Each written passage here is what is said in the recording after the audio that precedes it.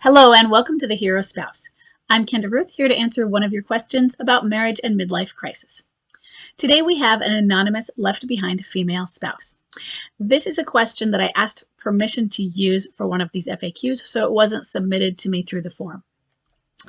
She says, apart from working on myself, which was what every coach or YouTube video will advise, is there anything that can be done to bring our spouses home, as I'm sure some of us are here for that reason? I'm advised by a one-to-one coach that there's nothing we can do except to sit it out. Have one-way communication with them, such as a text message relating to a hobby of his and never about us. And another coach suggests no communication except if they initiate it. Apparently, a midlife crisis plays itself out. I'm just at the beginning of this horrendous journey, which has cost me one of my best friends, as she's against me wanting him back. So, what this is what does it really mean to work on yourself? Is it true there's nothing you can do? Is it true that you should have no communication except if they initiate it? So, a couple things. First thing, I do like how the one coach suggested the exception if they initiate it. I like that. I don't necessarily advise sticking to it strictly. It's going to depend on the type of situation you have.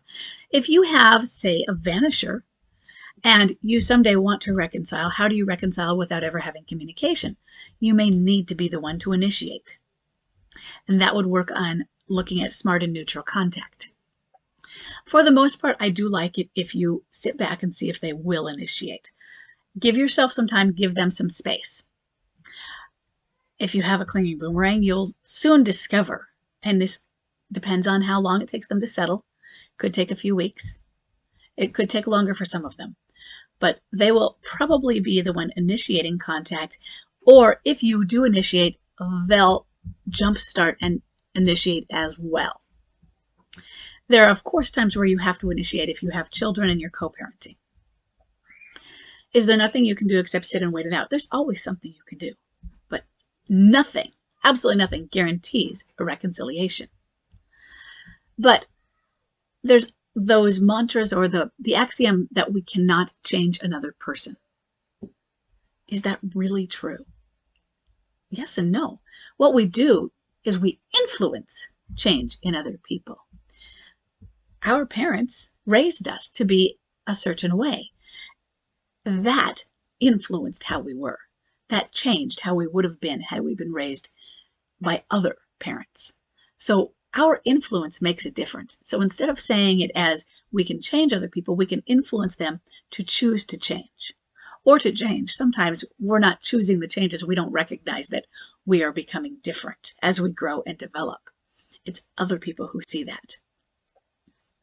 So it's not about doing nothing, but it feels like that's what you're doing because the working on yourself, we think of that as I'm not doing anything for my marriage.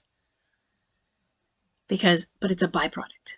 Reconciliation is a byproduct of that working on yourself, of the mirror work, the self-healing you're going to be doing, of those things. And if you don't do those things, you don't get the byproduct. That's what's so difficult for people to understand because they feel like to get to reconciliation, I have to do something direct regarding my spouse. I have to do fixing maneuvers regarding my marriage. You have to do fixing maneuvers regarding yourself. And then you might come back with, but I'm not the one that's broken. And they may be true, even though you may have become broken by the trauma. But that's a separate type of broken. That's what we talk about when we usually talk about healing. But you also need to look at your own accountability in your marriage because none of us were perfect, even if you were amazing. And both of you may have been amazing. But there are still things that can be improved. And if your spouse has come to you and said, these are my complaints, they might not say it nicely. A lot of people say, trust nothing that they say. No. How do you feel if somebody says that, does that for you? They trust nothing. But yeah, do take it with some skepticism. But maybe what they're saying, sometimes it's going to be valid. And maybe it didn't bother them before, but I would like a change. And so it's starting to bother me. And I am sorry that my children are screaming up above. We just have to deal with that. So I might break off and laugh a little bit in the middle. I want you to work on yourself. Working on yourself, what does it mean? It benefits standing, because imagine your MLCer is ready to return and you haven't worked on yourself. That means you're not detached. If you're not detached, you're probably codependent. You have let your emotions become entangled with them. And if your MLCer is upset, let's say they're getting better, but they just have an upset day. Forget that it's about midlife crisis. It might be about normal stuff. You will become emotional with them. Your emotions are dysregulated.